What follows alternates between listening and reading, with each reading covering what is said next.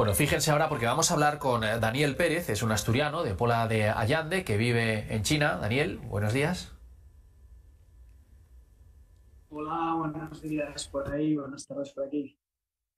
Es un asturiano de Pola de Allande que vive en China y del que vamos a hablar de algo que pasó entre Francia, Italia y Suiza. Usted, Daniel, primer español en el Trail Mont Blanc, el más duro del mundo, el primer español. Enhorabuena. Pues muchas gracias. Sí, la verdad que es un poco anecdótico el tema de haber sido el primer español. Bueno, pues la potencia que es España pero la dificultad de esta carrera a veces hace que cosas así pasen, es decir, que los profesionales, los grandes favoritos, no hayan podido terminar. ¿Qué tal está? ¿Recuperado ya? Bueno, la verdad que sí, no ha sido una carrera que haya terminado mal, con lo cual cuando las carreras las terminas bien, las recuperaciones suelen ser mucho mejores, independientemente de la distancia. Obvio que una distancia de 26 horas en carrera te dejan tocado, pero para lo que fue la carrera, la verdad que estoy recuperando bastante bien. Bueno, son 26 horas de carrera porque si no me equivoco son 170 kilómetros por los Alpes. Yo tengo aquí un montón de preguntas. Seguramente se me quede alguna en el tintero, pero a ver, primero, ¿cómo se entrena lo físico? ¿Cómo se prepara uno físicamente para una prueba de esta envergadura? Es decir, ¿cuántos kilómetros a la semana? Por ejemplo, usted que está en China, ¿por dónde corre? No sé si ahí tiene las montañas necesarias, hace entrenamiento de fuerza en gimnasio. Cuénteme. Bueno, a ver, yo para llegar a esta distancia, pues obviamente es con el paso de los años. Yo empecé corriendo pues medias maratones de montaña, luego pasé a maratones, luego al ultra, y de ahí, bueno, 100 kilómetros y 100 millas, ¿no? Con lo cual ya tienes un bagaje, un background bastante grande, el cuerpo ya está situado a entrenar en volúmenes grandes, y cuando llegas a la preparación de una carrera como esta, por ejemplo, en mi caso, que ya es el tercer año que lo hacía, pues normalmente lo que hago es establecer un protocolo de entrenamiento basado en tres fases principales. La primera, digamos, que es la de puesta a punto, en la cual pues voy subiendo volumen progresivamente. Luego llego a una fase que sería 2 meses previo a la carrera, en la cual sí que meto mucho volumen. Llego a hacer 100 millas, o sea, 170 kilómetros a la semana durante bloques de 3 semanas. Intento también añadir la elevación que tiene la propia carrera, en este caso son 10.000 metros positivos, porque eso es, digamos que es clave. O sea, no sirve de nada entrenar en llano una carrera de este tipo, donde estás continuamente subiendo y bajando, con lo cual subir y bajar es la clave del entreno, ¿no? Y luego ya queda ese tercer bloque, que es pues eso, el alcanzar la zona pico de forma para la carrera, que consiste un poco en bajar el volumen, hacer un poco más de calidad, hacer, como has dicho, trabajo en gimnasio y llegar descansado para el día de la carrera, que eso es clave, no puedes llegar con mucho volumen en las semanas previas, porque llegarás reventado. La verdad es que tengo otras dos preguntas sobre el entrenamiento. Una es la técnica, ¿no? Se habla mucho en las carreras de montaña, es una subida o es una bajada muy técnica.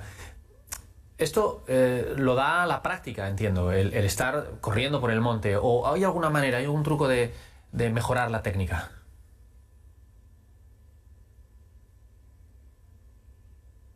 Hombre, la técnica, sinceramente, se puede entrenar, pero sí que si estás, digamos, adaptado a la montaña, como es mi caso, que yo no vine del atletismo, yo más bien soy montañero que no atleta. El tema de las bajadas técnicas, hay un punto ahí que le llevas contigo, ¿vale? Luego, pues sí que influye el entrenamiento y sí que influye el no tener miedo. Porque mucha gente que pues es muy prudente, tiene miedo a lo mejor a caer o a retorcerse un tobillo o lo que sea. Y en ese caso eso te frena, ¿no? Si bien es verdad que en una carrera de 100 millas estos temas, pues el hacer bajadas rápidas pues no es lo más conveniente, porque hay que intentar estirar, digamos, el chicle todo lo que puedas para poder alcanzar eso, un nivel, digamos, estable durante toda la carrera, por lo cual no te puedes dar lujos, o no debes darte lujos en bajadas si eres buen bajador, porque luego lo pagas. Y lo mental, ¿cómo se prepara uno para lo mental? Mire, lo voy a explicar en su caso. Esta es la tercera vez que corre usted este ultra trail, las dos anteriores tuvo que abandonar. Y bueno, si uno ve el relato de la carrera que usted mismo escribió en su Facebook, que es la verdad muy emocionante, piensa, este hombre tiene que tener un coco privilegiado, porque pienso en ese momento en el que usted se da cuenta que se olvida las gafas en el avituallamiento y recuerda aquel año, no sé si fue 2021, en el que tuvo que abandonar por problemas en la córnea y se le aparecen los fantasmas, pero hay que ser muy duro de cabeza para seguir y seguir. Sí, sí, la preparación mental es fundamental. La preparación mental para estas carreras es tan importante como la física. Digamos que sin la física no puedes ir, pero sin la mental es muy difícil que tengas una carrera en la que no tengas problemas. Es decir, lo que llaman los anglosajones el pain cave, ¿no? Cuando entras en ese agujero en el cual pues tienes problemas, tienes que saber que puedes solucionar, simplemente hay que seguir. Mientras puedas seguir, sigue, ¿no? Otra cosa es que tengas una lesión, que te lleves un golpe, etcétera, ¿no? Entonces, bueno, pues a mí efectivamente me pasó ese caso, pues eso, con lo que ya me había pasado en 2021, verme que no tenía las gafas, que las gafas te protegen del viento en altura. En los Alpes hay un viento seco y frío que hace que las córneas se inflamen.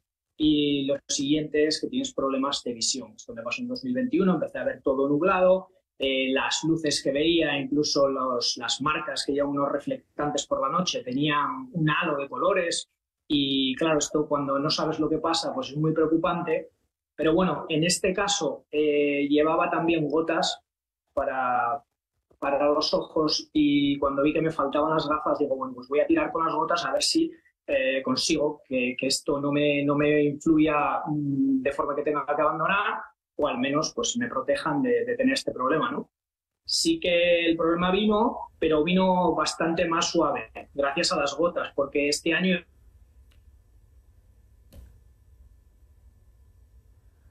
tuve un problema de hace 2 años. Tuve cierto problema, pero mucho menor que hace 2 años. Bueno, estamos teniendo algún problema con la conexión, pero creo que estamos entendiendo bien el mensaje de Daniel Pérez. Mire, yo tiro mucho de ese relato que hace usted en Facebook y pienso, a ver, entiéndaseme, ya se lo habrán dicho muchas veces, que es usted un loco de esto, eso está claro, porque 170 kilómetros es una barbaridad. Yo he hecho la última carrera de montaña 10 kilómetros y creí que moría, pero 170 ni me lo imagino, ¿no? Pero la liada que le hace usted a su familia para que le acompañen, eso no tiene precio, ¿eh? Sin duda, sin duda. Mi familia estuvo ahí, vamos, increíble, increíble, y también pues fue un motivo para seguir, ¿no? Porque yo ya cuando tengo problemas de vista, cuando me pierdo, que me pierdo durante 16 minutos, hago 2 kilómetros fuera del trazado, vuelvo, sigo, pues ya vi que digo, bueno, pues no va a ser la carrera soñada, no va a ser el día soñado, pero tengo que acabar porque hay gente ahí esperando, ¿no? Y ya es la tercera vez, 2 veces que ya me retiro, estando mi familia esperando, estando mi familia conmigo, esta vez, pues que llego en 40 horas, pues no pasa nada, pero voy a cruzar esa meta, ¿no? Pero como estas carreras son como la vida misma, ¿no? Hay altos y bajos continuamente, hay que pasar esos túneles porque la luz está del otro lado y hay que buscar la luz, ¿no? En este caso la encontré y pues pasé de eso, de perderme, de tener problemas de vista, de tener problemas de estómago, a llegar mediodía del sábado. Te cuenta que la carrera empezó a las 6 de la tarde del viernes, a mediodía del sábado yo empecé a encontrarme muy bien, y hasta entonces tampoco había hecho una carrera mala, quiero decir, no era un ritmo loco, no era una cosa en la que bien voy, pero no iba mal. A partir de ahí empecé a ir bien y todavía me quedaban 60 kilómetros por delante, con lo cual había tiempo para enderechar las cosas. Mire, habla usted de cuando se perdió, para ponernos en contexto. Si no me equivoco es cuando usted tenía esos problemas de visión, se puso a seguir a un corredor, creo que era un japonés, y de repente el japonés se da la vuelta y dice, y todo fue como, voy a decir meca, por no decir otra cosa peor. Claro, van de noche, van siguiendo a otros corredores. Hoy algunas marcas es difícil perderse, esa es la pregunta. ¿Es difícil perderse en estas ultramaratones? Claro, hay que ponerlo todo en su contexto, ¿no? Pues es difícil. Pues no es difícil. ¿Por qué? porque pese a que la carrera está muy enmarcada, a veces, pues bueno, cuando son las 5 de la mañana, llevas obviamente toda la noche corriendo, estás en una situación de fatiga, de estrés, tienes esos problemas y en este caso, pues yo, mi decisión fue voy a ir detrás de un corredor porque así relajo mucho la atención y puedo por lo menos centrarme más en el terreno, no caer, no tener ningún problema. Este corredor se equivocó, yo simplemente iba detrás de él, ni siquiera miré las marcas, me desentendí de esto. Y claro, cuando yo veo que se para y que se da la vuelta y me enfoca con la luz a mí, yo empiezo a buscar las marcas inmediatamente, porque ya me doy cuenta de que algo raro está pasando. De hecho, por donde estábamos bajando creía que era porque en este año han cambiado ciertas partes del recorrido, pequeñas curvas, 200 metros que de alguna forma van por un sitio y antes iban por otro, y podía ser algo así, ¿no? Y claro, cuando él se da la vuelta y yo le veo mirándome, yo estaba escuchando música, me quito los cascos y ya me dice que estamos perdidos. Yo no llevaba el reloj tampoco, porque no quería saber la hora que era. Esta carrera quería ir a mi ritmo, no quería estresarme con ritmos, con tiempos, etcétera. Entonces saqué mi reloj y ya vi que en el GPS que estábamos fuera del trazado y tenemos que volver. Estamos en una pista de esquí, habíamos bajado 1 kilómetro y había que volver por la pista de esquí para arriba otro kilómetro y volver a conectar con el recorrido.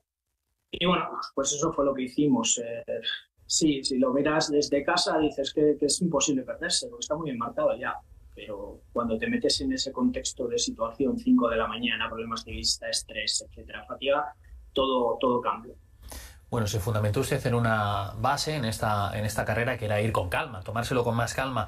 De hecho, lo relata, ¿no? En la salida, tiempos medios de 3:50 al kilómetro, nada más empezar algunos corredores y usted con calma dice, hacia arriba se camina, no se corre.